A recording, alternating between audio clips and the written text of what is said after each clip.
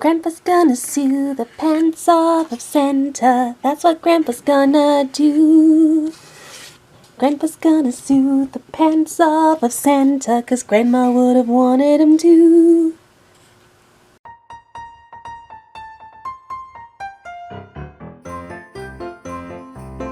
So, I'm sure a lot of you are wondering, of all the Christmas dolls you could possibly do, why something from this movie? Well, the answer is quite simple. I don't know. But in all seriousness, as weird and stupid as this movie is, I still kind of enjoy it. It's that entertaining kind of stupid, you know?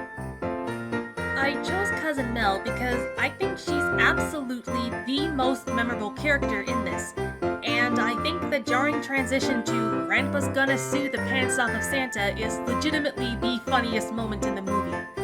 So I think that made the decision for me.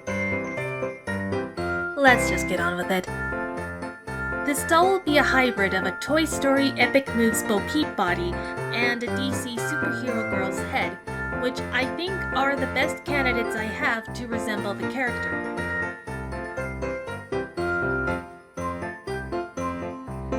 Cousin Mel has a very distinct figure, let's say, so I'm going to have to do some modding to make this work. The mods here were done with Milliput Epoxy. It was the first time I used this specific brand, and I ended up really liking it a lot. The thing with doing mods like these, though, is that you need to do a lot of sanding to get it smooth and to blend in with the main doll. However, with this one, I kind of fudged the bottom of the chest bit since it was going to be hidden anyway. Sometimes while I'm sanding, I'll do a paint test to see how well the transition is going.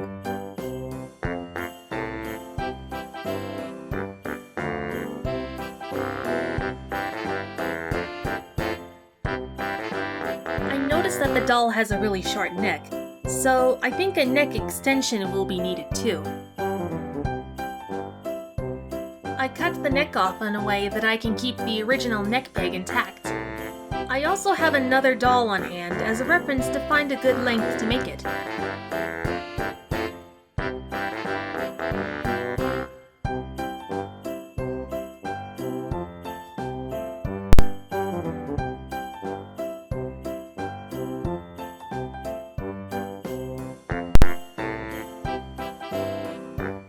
Now I'll use more putty to attach the top of the neck piece, which also means even more sanding.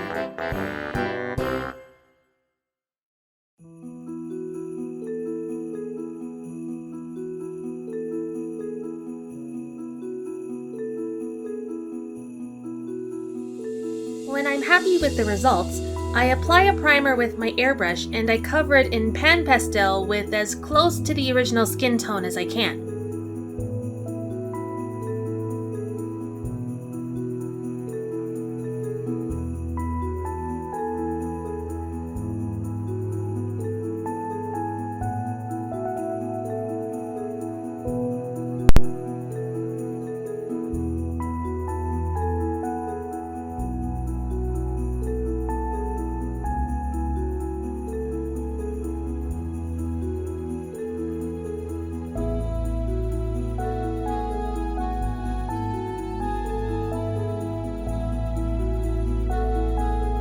The next thing I do is to make a wig base. I have a little piece of elastic lace fabric from my local fabric store, and I cover it with 2 layers of Mod Podge. With all that out of the way, it's time to start with the face-up. Like most doll artists, these are typically done with acrylic paint, chalk pastels, watercolor pencils, and lots of layers of Mr. Super Clear. If you're doing a specific character like I am, it's also nice to have a reference photo or two when working. I typically have some images on my phone off screen when I do these.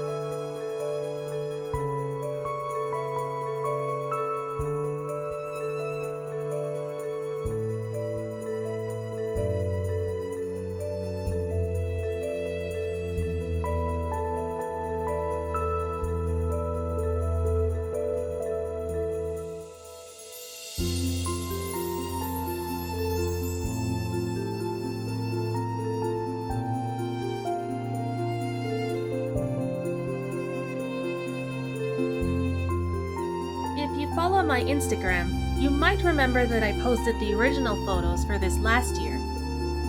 I decided against doing the video because I wasn't able to get it done and upload in time for Christmas last year. So I decided to keep the footage for this year so I can show you guys the process and feel appropriate about it at the same time. Now I know that some people wouldn't really care, but I can be very picky about stuff like that. Not that I could really tell you why, it's just how I am. It wasn't all bad though. I don't have to worry about being as rushed to get a video done this time.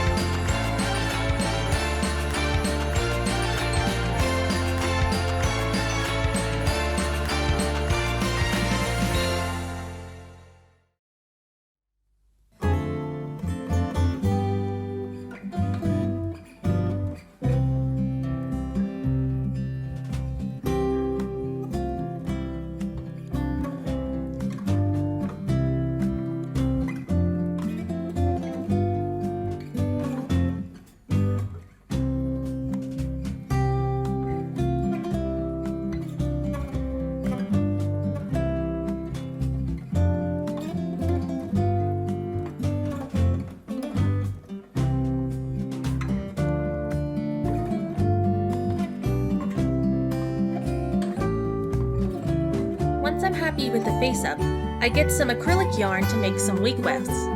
I know her hair was described by Jake as being big in the movie, so yarn wefts can be good for an effect like that.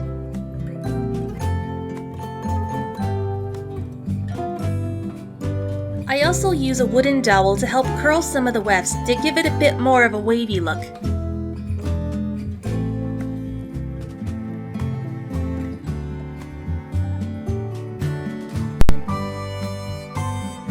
Then I can start gluing the wefts onto the cap. One thing about doll hair is that you really need to plan out the part lines depending on how you want it to lay out. Also, make sure the wefts are properly secure onto the cap before you start styling, such as in my case, I have to wait for the glue to dry fully.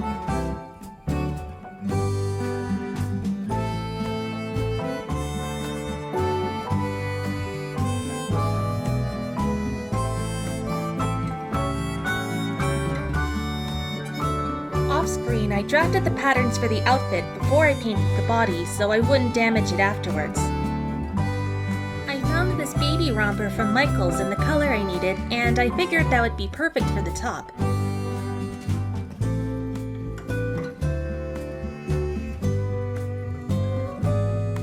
And I make a simple pencil skirt out of some cotton fabric.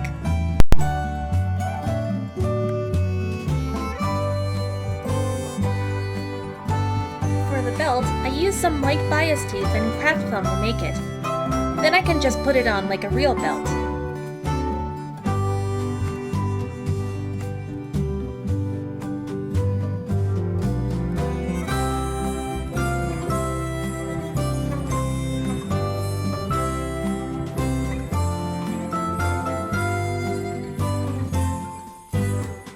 I attempt to use paper mache to make the shoes. So while I wait for those to dry, I can focus on making some jewelry.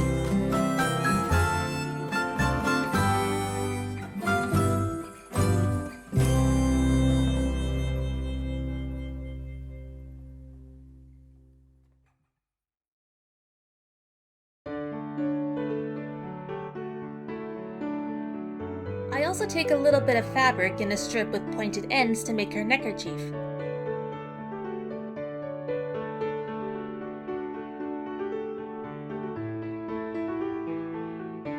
When I tie it up, I can trim the ends to a better length.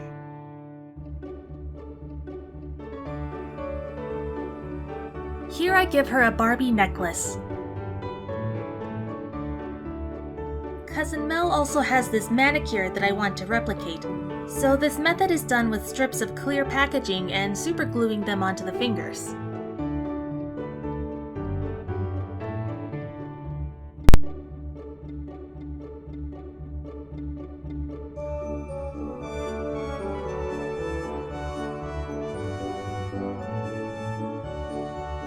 It was easy enough to paint a ring on her finger, but I was struggling to figure out how to make some bracelets. My first idea was to use some craft wire, but I didn't like how it looked.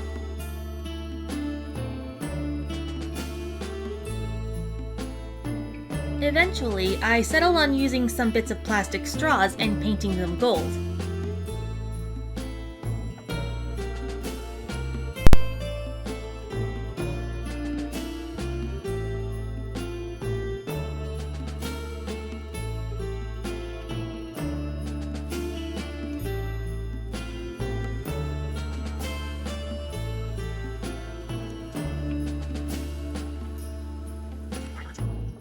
To give her earrings, the first thing I do is pierce some holes in her ears. Then I use bits of box packaging to make little rectangles and paint them gold.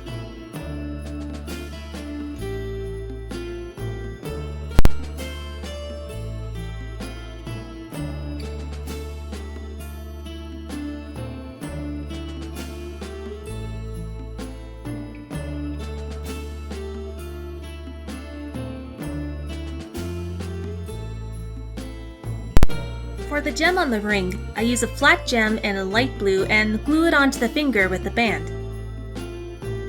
Now the only thing left to do to the hands is to paint the nails. I use acrylic paint for the color and clear nail polish to seal it in.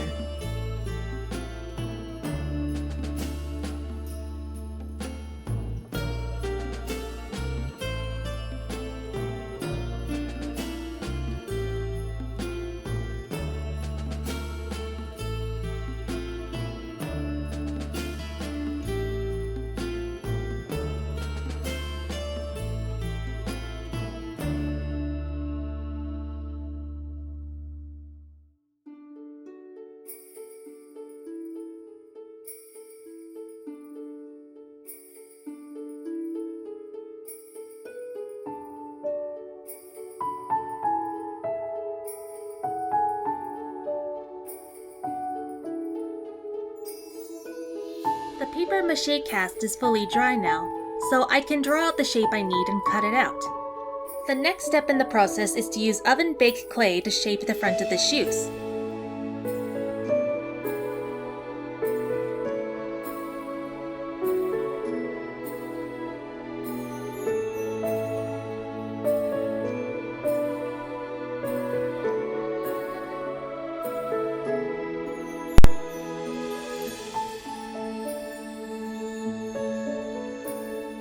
I then used some more clay to make the heels.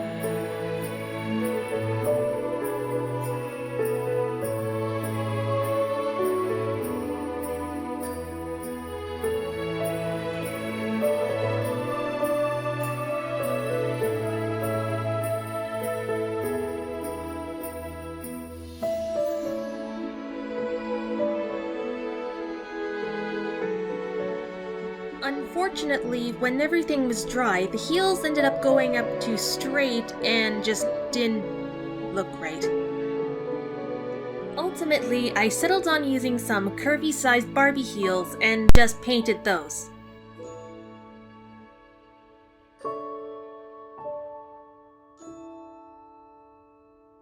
And that completes the doll.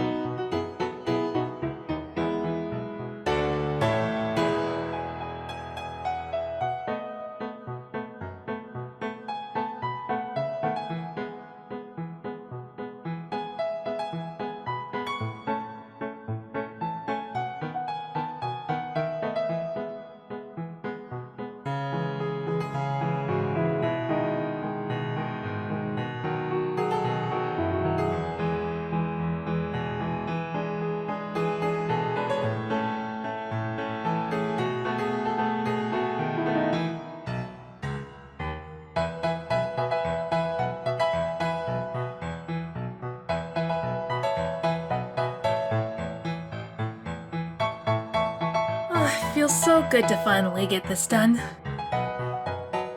So hopefully I'll be able to post a few more videos next year. I'll probably still be busy with life and stuff, and maybe things will take a bit longer, but hopefully I can improve on things like taking photos or my editing skills. Thank you so much for watching, and hopefully I'll see you all in my next video. Bye!